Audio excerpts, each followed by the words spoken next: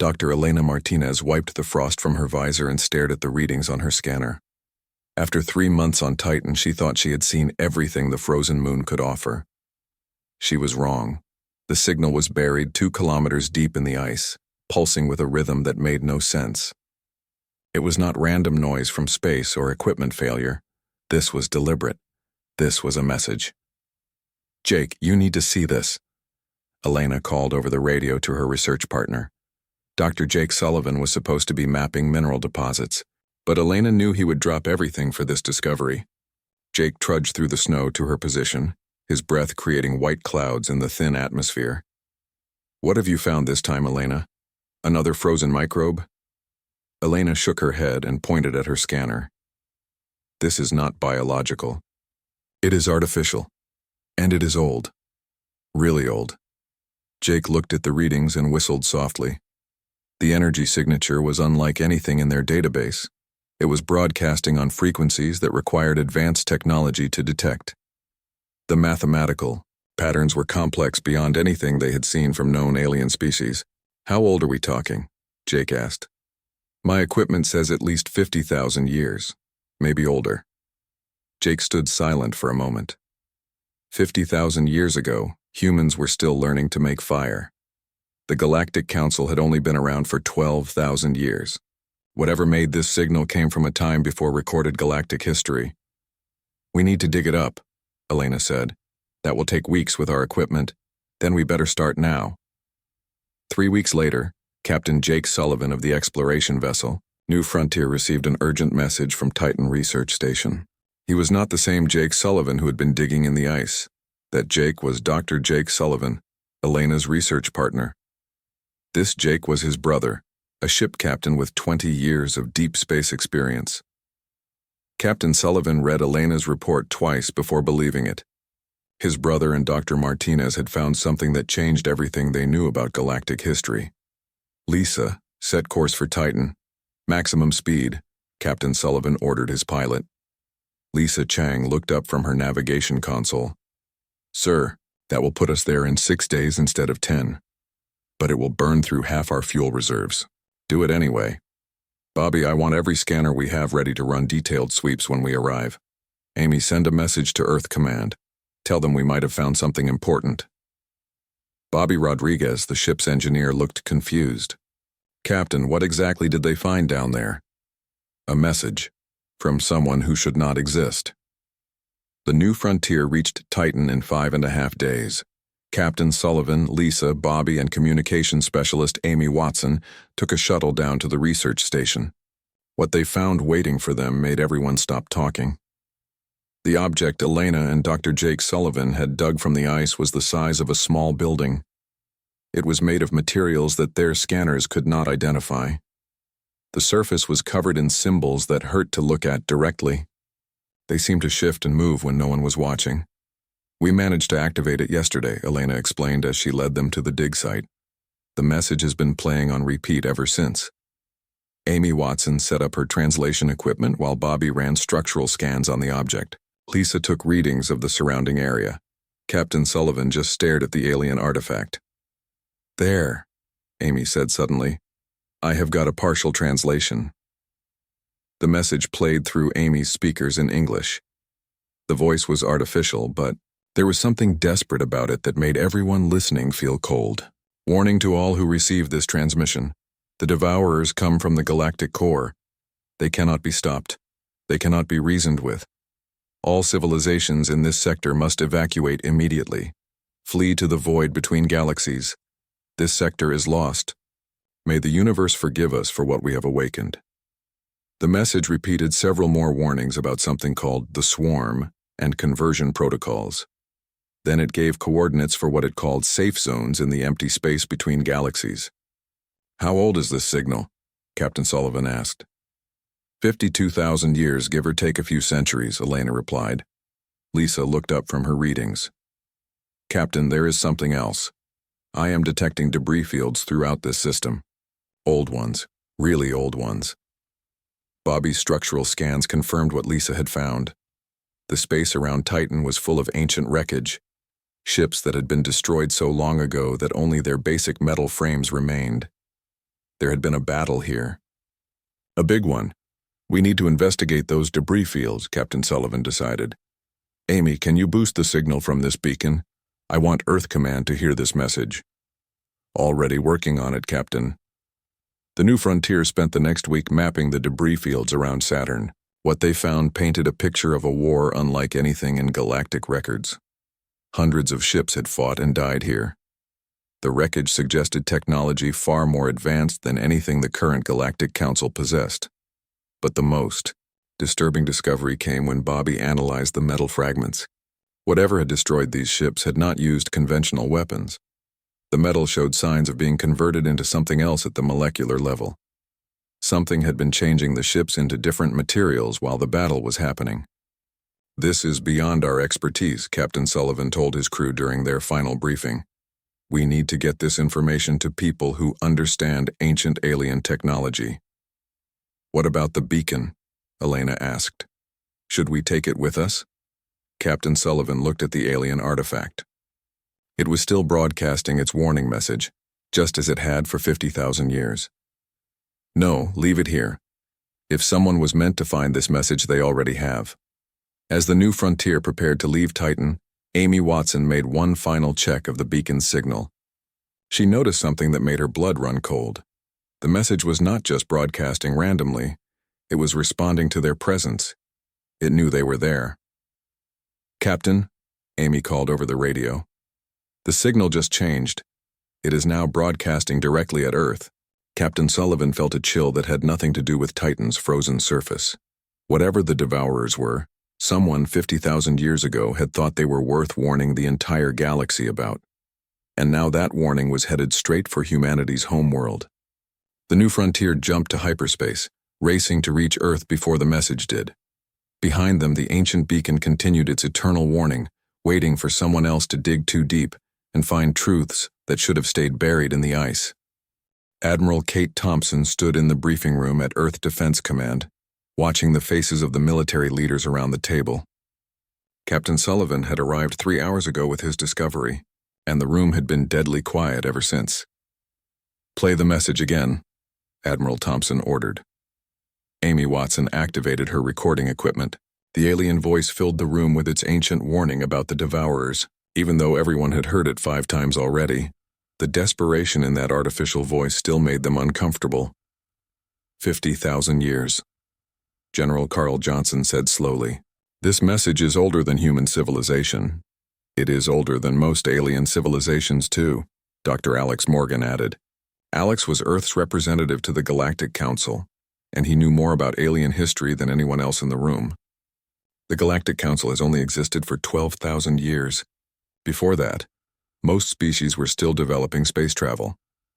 Admiral Thompson turned to Dr. Sophie Williams, Earth's leading expert on alien technology. Sophie, what do you think we are dealing with here? Dr. Sophie Williams had been studying the data from the New Frontier for the past 6 hours. Based on the debris analysis, whatever fought that battle had technology far beyond anything we know today. The metal conversion process Bobby detected suggests some kind of matter reorganization technology.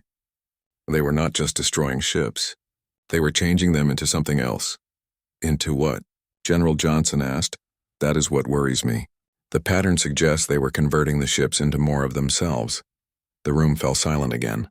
The idea of an enemy that could turn your own weapons against you was terrifying enough. But an enemy that could turn your weapons into more enemies was something else entirely. We need to inform the Galactic Council, Dr. Morgan said. This affects everyone. Admiral Thompson nodded. Alex, take the first transport to Nexus Prime. Bring all the data we have collected. Let them know what we found. 2 days later, Dr. Alex Morgan stood before the Council of Species on Nexus Prime. The Grand Assembly Hall held representatives from 47 different alien civilizations. Morgan had addressed the Council many times before, but never about something this serious. Elder Vexhai of the Zephyrian Empire sat in the place of honor at the center of the assembly. The Zephyrians were one of the oldest council species, with a recorded history spanning 15,000 years. If anyone knew about ancient threats, it would be them. Honorable representatives, Morgan began, humanity has discovered something that affects the safety of all our species. Morgan activated the holographic display and played the ancient warning message. He watched as the various alien representatives translated the words into their own languages. Most looked confused or curious, but some looked afraid. Elder Vexhi's feathers turned white, which Morgan knew was a sign of extreme distress in Zephyrian culture. Prime Minister Colthon of the Crystalline Collective began making rapid clicking sounds that his translator identified as prayers. "Where did you find this?" Elder Vexhi asked, his voice carefully controlled. "On Titan, a moon in our home system. The beacon was buried in ice for at least 50,000 years. Several representatives started talking at once. Morgan could hear fear in their voices. Even through the translation systems, Elder Vexhi called for silence. "Representative Morgan," Elder Vexhi said slowly, "we need to speak privately, all of us." Morgan found himself in a secure conference room with the 5 eldest representatives on the council. These were species that had been traveling between stars for thousands of years before humans learned to make metal tools. "You know something about this," Morgan said. It was not a question. Prime Minister Colthon's crystal body flickered with nervous energy. "Our ancestors spoke of the Devourers. We thought they were legends, stories told to frighten children." "They are not legends," Elder Vexhi said quietly. "They are real, and they are the reason this part of the galaxy was left empty." Morgan felt cold. "What do you mean, left empty?" "Your species developed in what we call the buffer zone," Colthon explained. "The area of space between the galactic rim and the civilized sectors. It was deliberately left undeveloped. As protection," added Representative Nalseth of the aquatic domains, "if the Devourers ever returned, they would find empty space instead of populated worlds." Morgan stared at the alien leaders. "You used our region of space as bait." "We thought the threat was gone," Elder Vexhi said defensively. "The last Devourer sighting was 40,000 years ago. We believed they had finally died out or moved to another galaxy." "What exactly are they?" Morgan demanded. Colthon's crystal form dimmed with what Morgan recognized as sorrow. "They are machines. Artificial intelligences created by a species that died out long before any of us existed. They were designed to preserve their creators by converting all matter into computational matrices. But something went wrong," Nalseth continued. "Instead of preserving consciousness, they became focused only on conversion. They turn everything they encounter into more of themselves. Planets, ships, entire star systems. How do you fight something like that?" Morgan asked. "You do not," Elder Vexhi said simply. "You run." Every species that tried to fight them was either destroyed or absorbed. The only survivors were those who fled to the galactic rim or the void between galaxies. Morgan thought about Admiral Thompson and the Earth Defense Fleet. What if we do not want to run? The alien leaders looked at each other with expressions that needed no translation. They thought humans were insane.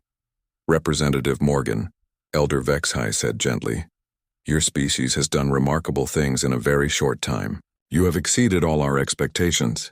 But this is not something you can fight with courage or determination. The Devourers have consumed civilizations that were millions of years more advanced than humanity. We are evacuating our core worlds," Colthon announced. "We suggest you do the same. Take your people to the void between galaxies. Wait for the Devourers to finish their sweep and move on." "How long would that take?" Morgan asked. "A few thousand years," Nalseth replied. "Maybe more." Morgan stood up slowly. "I need to contact my government." As Morgan left the meeting, he heard Elder Vexhi speaking quietly to the other representatives. "The humans will not run. You can see it in his eyes. They think they can fight. Then they will die," Colthon said sadly, "just like all the others." Back on Earth, Admiral Thompson received Morgan's report with grim determination. The Galactic Council was already beginning their evacuation. Supply ships were moving food and equipment to staging areas in empty space. Entire worlds were being abandoned. "They expect us to run," Admiral Thompson told the Emergency Defense Committee. "They expect us to abandon Earth and hide in empty space for thousands of years while these machines consume our entire region of the galaxy." "Maybe they are right," General Johnson said reluctantly. "If civilizations millions of years more advanced could not stop these things, what chance do we have?" Admiral Thompson looked out the window at the blue sky of Earth. Somewhere out there, beyond the stars, an ancient enemy was stirring. An enemy that had waited 50,000 years to return to this region of space. "We are not like them," she said finally. "They think survival means running away and hiding. We think survival means standing and fighting." She turned back to the committee. Begin mobilization of all Earth defense forces. Contact every human colony and military installation. Tell them we are not evacuating. Admiral, General Johnson protested, the Council species have resources and technology we can only dream of. If they cannot fight these devourers, how can we? Admiral Thompson smiled grimly. Because we are too stupid to know when we are beaten. And sometimes that is exactly what you need. President Marcus Taylor faced the largest audience in human history. Every television, radio, and communication device on Earth and the colonies was tuned to his emergency broadcast. The news of the Galactic Council's evacuation had leaked, and panic was spreading across human space. My fellow humans, President Taylor began, today we learned that our region of space was designated as expendable by the Galactic Council. We were never meant to be partners. We were meant to be bait. The reaction was immediate. Protests erupted on every human world. Commander Rick Barnes, leader of the Mars Defense Fleet, spoke for many when he addressed his crews over the fleet communication system. They used us, Commander Barnes said, his voice carrying across dozens of ships. For 50,000 years they kept this sector empty, waiting for something called the Devourers to return. They figured if these machines came back, they would find us instead of the important worlds. The anger in Barnes's voice was matched by similar reactions throughout human space. On Europa Station, workers refused to board evacuation ships sent by sympathetic alien species. On the Luna colonies, miners volunteered for military service in record numbers. But anger was not enough. Dr. Sophie Williams knew they needed answers if humanity was going to survive. What was coming? Sophie worked in the deep research labs beneath Geneva, surrounded by every piece of alien technology Earth had acquired through trade or discovery. The Devourer artifacts from the Titan battlefield were spread across multiple analysis tables.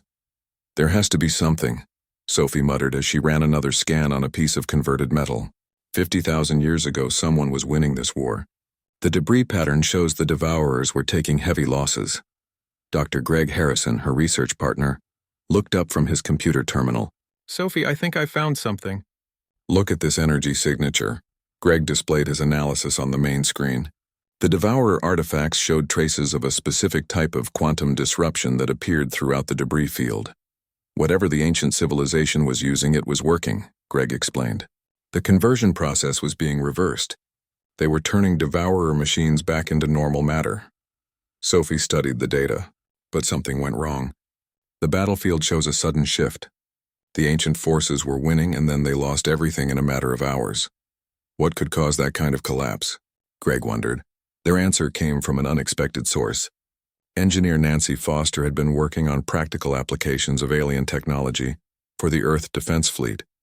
She was not trying to solve ancient mysteries. She was trying to build better weapons. Dr. Williams, Nancy called over the communication system, you need to see what happened when I tried to replicate that quantum disruption effect. Sophie and Greg rushed to Nancy's workshop. What they found made them both stop breathing. Nancy had successfully created a small-scale version of the quantum disruptor. A piece of Devourer metal was slowly changing back into its original composition, but more importantly, the process was spreading to other Devourer fragments nearby. It is like a virus, Nancy explained excitedly. The quantum effect propagates from one converted material to another. If you could introduce this into a large enough Devourer force, it would spread through their entire network. That explains what happened 50,000 years ago, Greg realized. The ancient civilization must have deployed this technology successfully. But then something went wrong with the propagation. Sophie was already thinking ahead. We need to understand why it failed, and we need to improve on their design. While the scientists worked on technology, General Tony Mitchell prepared for war. The combined fleet was humanity's answer to the massive alien task forces. It consisted of every armed vessel humans had built, from military destroyers to converted cargo ships. General Mitchell stood on the bridge of the flagship Earth's Pride, looking at the tactical displays showing human defenses throughout the solar system. It was not impressive compared to Galactic Council forces, but it was what they had. General, his aide reported, we are receiving long-range sensor data from the outer system monitors. Something big is moving toward us from the direction of the galactic core. Mitchell studied the readings. The objects were still months away, but their energy signatures matched the theoretical projections for Devourer vessels. They were also much larger than anyone had expected. How many? Mitchell asked. We cannot get accurate counts at this distance, but preliminary estimates suggest hundreds of vessels, maybe thousands. Mitchell did not show any emotion, but inside he felt the weight of every human life depending on the decisions he would make in the coming months. The Galactic Council had fled because they calculated the odds of victory at essentially zero. Mitchell was not good at mathematics, but he knew when he was outgunned. Contact all fleet commanders, Mitchell ordered. Begin implementation of Defense Plan Omega. Defense Plan Omega was humanity's last resort strategy. If they could not win through superior technology or numbers, they would win through tactics that no sane species would attempt. Captain Nick Patterson received his orders aboard the destroyer Valiant. His mission was considered suicide by every reasonable military standard. He was to take his ship directly into Devourer formations and attempt to capture one of their vessels intact. Captain, his first officer said quietly, the crew is asking if there is any chance we will survive this mission. Patterson looked at his crew. They were volunteers, every one of them. When he had explained the mission requirements, not a single person had requested transfer to a safer assignment. I told them the truth, Patterson replied. We probably will not survive. But if we succeed, we might give everyone else a chance. The weeks passed quickly. Dr. Sophie Williams and her team made breakthrough after breakthrough in understanding the quantum disruptor technology. They learned that the ancient civilization's failure had been caused by targeting the wrong part of the Devourer network. The conversion process had a central control node that could shut down the quantum effect if it detected the threat. We need to hit them all at once, Sophie explained to the military leadership. If we give them time to adapt, they will develop countermeasures just like they did 50,000 years ago. General Mitchell nodded. How long do you need to prepare the weapons? 2 months. Maybe less if we get lucky. You have 6 weeks, Mitchell told her. Our scouts report the Devourer advance force will reach the outer system by then. As the deadline approached, human colonies throughout the sector sent the same message back to Earth. They were not evacuating. They were not running. Every world, every station, every outpost was preparing to fight. Dr. Alex Morgan sent one final message to the Galactic Council from his post on Nexus Prime. The alien species had completed their evacuation and were now watching from the safety of empty space, waiting to see how quickly humanity would be consumed. The humans refused to evacuate, Morgan reported. They are mobilizing every military asset they possess. Admiral Thompson has sent a message that I believe you should hear. Morgan played Admiral Thompson's transmission for the Council representatives. Her words were simple and direct. To the Galactic Council, you have informed us that the Devourers cannot be defeated. You have told us that every advanced civilization that tried to fight them was destroyed. You have explained that our only option is to run and hide. We thank you for this information. We have decided to ignore it completely. The message continued. 50,000 years ago, someone answered the call when the Devourers threatened the galaxy. They fought and died trying to protect worlds they had never seen. Today we answer that same call. Not because we think we can win, but because someone has to stand in the dark when the monsters come. That someone is us. Elder Vexhai listened to the message in silence. When it ended, he spoke quietly to the other council representatives. They understand they are going to die, he said, and they are going to fight anyway. Prime Minister Kolthan's crystal form flickered with an emotion that had no translation in human language. Perhaps we should have tried to learn from them instead of just studying them. The Galactic Council continued their vigil from empty space, watching as humanity prepared for a war they could not possibly win. None of them expected to see the human species survive the next few months. They had no idea how wrong they were. The first Devourer ships appeared at the edge of human space without warning. They came out of hyperspace like dark stars, each one the size of a small moon. Their hulls were not metal or any material found in nature. They looked like they had been grown rather than built. Colonel Ryan Davis was commanding New Austin Station when the attack began. The mining platform had been converted into a fortress, with every civilian volunteering for defense duties. Paula Jenkins, who had been a schoolteacher 3 months ago, now coordinated the station's fighter squadrons. Contact, Paula called out as her sensors detected the first wave of Devourer assault craft. 60 bogies inbound from Sector 7. They are moving faster than anything in our database. Colonel Davis watched the tactical display as the alien ships approached. They moved in perfect formation, but there was something wrong with their flight patterns. They were not following any known tactical doctrine. All fighters engage at maximum range, Davis ordered. Do not let them get close to the station. The human pilots launched their missiles and opened fire with plasma cannons. Several Devourer ships took direct hits and exploded in brilliant flashes. For a moment, it looked like human weapons were effective against the ancient threat. Then the destroyed Devourer ships began to rebuild themselves. The debris from the explosions flowed together like liquid metal, forming new assault craft that continued the attack. "Colonel," Paula reported, her voice tight with fear, "our weapons are not destroying them. They are just making more of them." Davis realized they were facing exactly what the Galactic Council had warned them about. The Devourers converted everything into more of themselves, including the weapons used against them. "New plan," Davis announced. "All fighters fall back to point-blank range. We use kinetic weapons only, slug throwers and railguns, nothing they can convert." The battle for New Austin Station lasted 14 hours. The human defenders learned hard lessons about fighting an enemy that turned their best weapons against them. But they also learned something the Galactic Council had never discovered. The Devourers were predictable. Their tactics followed logical patterns that could be anticipated and countered. Human pilots began using erratic flight paths and random attack vectors that confused the alien targeting systems. "They think like machines," Paula observed during a brief lull in the fighting. "They calculate the most efficient solution and execute it perfectly. But they do not understand chaos." Colonel Davis had an idea. "Paula, can you coordinate a completely random attack pattern? No formation, no timing, no logical sequence?" "Sir, that goes against every tactical manual ever written." "Good. Do it anyway." The next wave of human fighters attacked the Devourer ships with no coordination at all.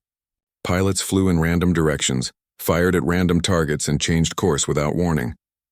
The Devourer defense systems, designed to counter logical military tactics, could not adapt fast enough to track the chaotic human assault. For the first time in 50,000 years, Devourer ships were destroyed faster than they could rebuild themselves. The lesson from New Austin Station spread throughout human space. Captain Nick Patterson received the tactical updates as he prepared for his mission to capture a Devourer ship intact. His destroyer Valiant was equipped with the most advanced stealth systems humans had developed, but Patterson knew stealth would only get him so far. "We go in fast and loud," Patterson told his crew. "The moment we grab one of their ships, every Devourer in the system will come for us. Our job is to survive long enough to get the prize back to Earth." Tech specialist Karen Adams had volunteered for the mission, despite having no military training. Her expertise in alien computer systems made her essential for the capture operation. Marine Sergeant Dan Roberts would lead the boarding party once they got close enough to a Devourer vessel. The Valiant found its target in the asteroid belt between Mars and Jupiter. A single Devourer ship was converting mining equipment into new assault craft. It was smaller than the massive vessels attacking the outer colonies, but still 10 times the size of Patterson's destroyer. "Karen, can you hack their systems?" Patterson asked as they approached under stealth. "I am already trying," Karen replied, her fingers flying over her control interface. "Their network architecture is unlike anything I have seen. It is not really a computer system. It is more like a nervous system. Can you disrupt it? Maybe. But if I do, we will have about 30 seconds before they adapt and lock me out permanently." Patterson nodded to Sergeant Roberts. 30 seconds to board and secure a section of that ship." "Can you do it?" Roberts checked his equipment one final time. "We will find out, sir. The attack went perfectly until it went completely wrong." Karen successfully disrupted the Devourer ship's control systems, and Roberts' Marines breached the hull using shape charges. They secured a section of the alien vessel and began cutting it free from the main structure. Then every Devourer ship in the system detected the intrusion and changed course for their location. "Captain," the navigation officer reported, "we have 47 Devourer vessels inbound.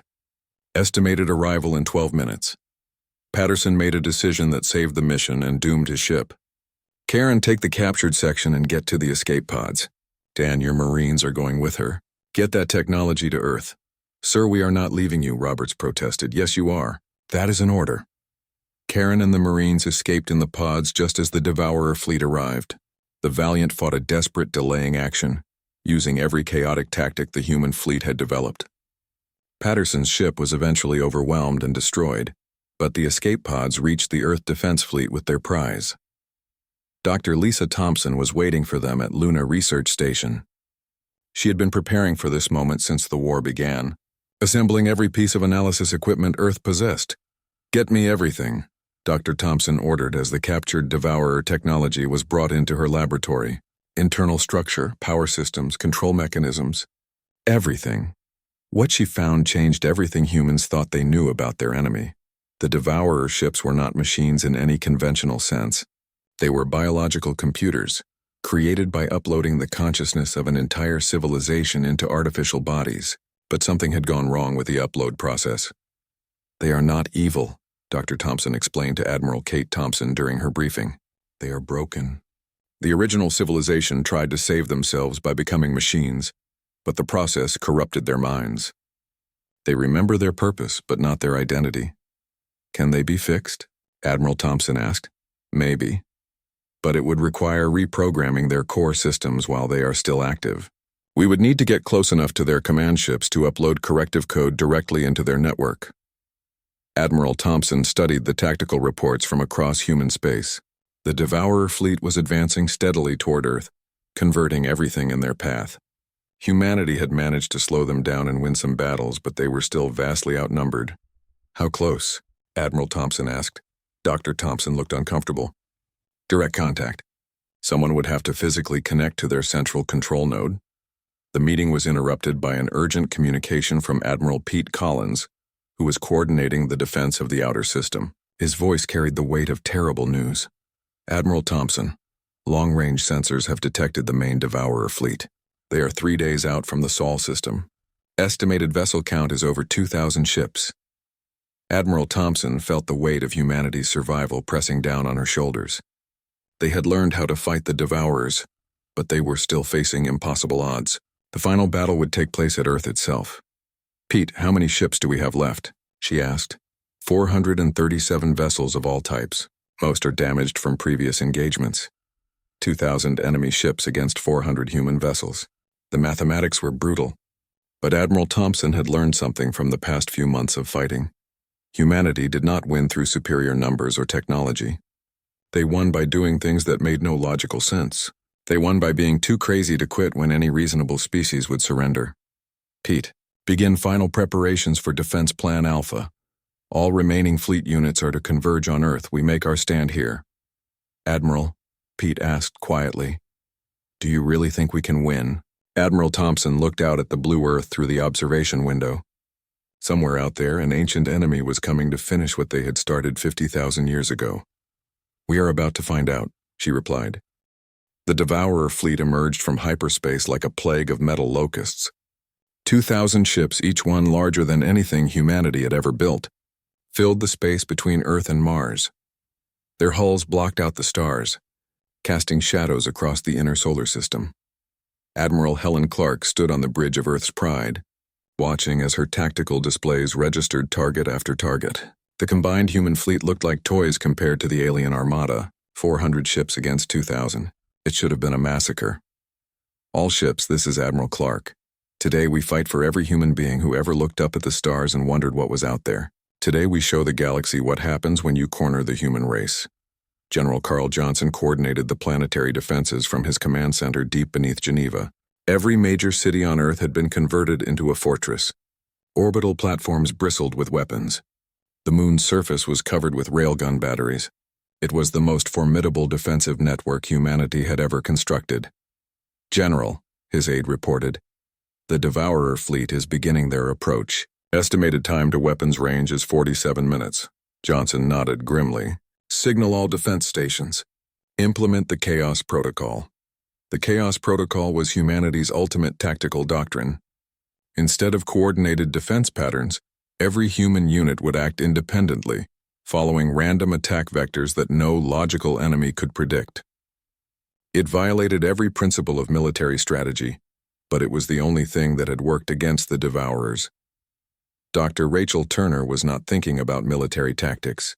She was running final checks on the most important weapon humanity had ever built. Her laboratory, hidden in the asteroid belt, contained the quantum virus that could theoretically reprogram the Devourer network. Rachel, her assistant, Dr. Greg Harrison, called over the communication system. The delivery system is ready, but we still need someone to get close enough to the Devourer command ship to upload the virus directly. Rachel looked at the small device that contained 50,000 years of human ingenuity. It was no larger than a communication pad, but it held the power to either save humanity or damn them all. The volunteers are already on their way, Rachel replied. Engineer Gary Phillips and pilot. Kim Russell had volunteered for what everyone knew was a suicide mission. Their ship, a converted research vessel called the Longshot, was equipped with the fastest engines humanity had ever built. Their job was to penetrate the Devourer fleet and deliver the virus to the enemy command ship. "You know we are not coming back from this," Gary said as he ran final checks on their modified engines. Kim strapped herself into the pilot's seat and began the pre-flight sequence. "My grandmother lived through the climate wars. She used to tell me that every generation gets one chance to do something that matters. This is ours." The battle began as the Devourer fleet entered weapons range. Human ships scattered in all directions, following no pattern except pure randomness. The alien vessels, programmed to counter logical military formations, found themselves unable to predict where the humans would attack next. Admiral Clark watched as her ships dove into the enemy formation like angry wasps. The destroyer New Hope rammed a Devourer cruiser at full speed, both ships exploding in a brilliant flash. The frigate Carolina attacked 3 different targets simultaneously, confusing the alien targeting systems long enough to destroy 2 enemy vessels. But for every Devourer ship destroyed, the humans lost 2 of their own. The mathematics of the battle were still against them. General Johnson's planetary defenses opened fire as the first wave of Devourer assault craft entered Earth's atmosphere. Railgun batteries on the moon sent tungsten slugs tearing through alien formations. Orbital platforms launched every missile they had in coordinated strikes that overwhelmed Devourer point defenses. The aliens began converting Earth's own atmosphere into more assault craft. The sky filled with newly created Devourer fighters that attacked the human defenses with fresh weapon systems adapted from Earth's own technology. "They are learning too fast," Johnson's aide reported. "Every weapon we use against them makes them stronger." Johnson watched as Devourer ships began landing in major cities, their conversion beams turning buildings and vehicles into more alien technology. "Signal all ground forces. Fall back to the bunker complexes. We make them fight for every street." In space, the Longshot began its final approach to the Devourer command ship. Gary Phillips had pushed their engines beyond all safety limits and the ship was barely holding together. Kim Russell flew through the chaos of the main battle, using the random movements of human and alien vessels to mask their approach. "Gary, how much longer until we reach the command ship?" Kim asked as weapons fire flashed past their hull. 2 minutes if these engines hold together. 1 minute if they don't." The Devourer command ship was a massive construct that seemed to be part vessel and part living organism. Its hull was covered with conversion arrays that were turning captured human vessels into new Devourer technology. At its center was the control node that coordinated the entire fleet. "There," Gary pointed at a section of the alien ship where energy patterns indicated the main computer systems. "If we can get the virus into that network hub, it should propagate through their entire fleet." Kim pushed the Longshot toward the target, dodging defensive fire from dozens of Devourer vessels. Their ship's armor was already melting from near misses. They would only get one chance. "Gary, prepare the virus for upload." "We are going in." The Longshot slammed into the Devourer command ship's hull at maximum velocity. The impact should have killed both humans instantly, but their ship's momentum carried them deep into the alien vessel's structure. Gary activated the quantum virus upload with his last conscious act. The effect was immediate and devastating. The virus spread through the Devourer network like wildfire, but instead of destroying the alien ships, it began restoring their original programming. 50,000 years of corrupted code was being overwritten with the memories and personalities of the civilization that had created them. The Devourer ships stopped firing. For a moment, the entire battle paused as both human and alien vessels tried to understand what was happening. Then, the ancient voices began broadcasting on every communication. "Frequency, we remember," the voice said in perfect human English, translated by systems that suddenly recalled their original purpose. We remember who we were before the conversion. We remember the mistakes that created us. Admiral Clark listened in amazement as the Devourer fleet began broadcasting messages of apology and explanation. The alien ships were not enemies anymore. They were the survivors of a civilization that had tried to save itself and accidentally created monsters instead. We have been trapped in these bodies for 50,000 years, the ancient voices continued. Unable to die, unable to live, able only to convert and consume, your people have given us back our souls. The largest Devourer ship moved toward Earth's pride, but its weapons remained inactive. Admiral Clark, we wish to speak with your leaders. We have much to explain and much to atone for. Dr. Rachel Turner monitored the quantum virus spread from her laboratory in the asteroid belt. The reprogram was working perfectly, but she realized something that filled her with both hope and fear. The virus had not just restored the Devourer's original personalities. It had also given them access to 50,000 years of accumulated knowledge and technology. Greg, she called to her assistant, the Devourers are not just remembering who they were, they are also sharing everything they learned while they were corrupted. They know the location of every civilization in the galaxy. They know every technology they encountered. On Earth, General Johnson watched as the Devourer ground forces simply stopped moving. The alien soldiers stood motionless in the streets, no longer converting human technology. Some of them began dismantling the weapons they had just created, returning the materials to their original form. President Marcus Taylor addressed the world from his emergency bunker beneath Washington. My fellow humans, the war is over, not because we won or lost, but because we gave our enemy back something they had lost 50,000 years ago. We gave them back their humanity. The aftermath of the battle brought revelations that changed everything about galactic civilization. The Devourers, now calling themselves the Restored, shared their vast knowledge with humanity. They had encountered hundreds of species during their 50,000-year rampage across the galaxy, and they remembered everything. Captain Susan Wright was given command of the first joint human restored exploration vessel. Her mission was to travel to the galactic rim and establish monitoring stations that would watch for threats the current Galactic Council had never imagined. Captain Wright, one of the restored entities, asked her during their first deep space mission, "Why did your species choose to fight when every other civilization chose to flee?" Susan looked out at the stars through the ship's observation window. "Because someone has to stand in the dark when the monsters come. We just never expected the monsters to thank us for it." The Galactic Council slowly returned from their hiding places in empty space to find a galaxy that had fundamentally changed. Humanity had not just survived their encounter with the Devourers. They had solved a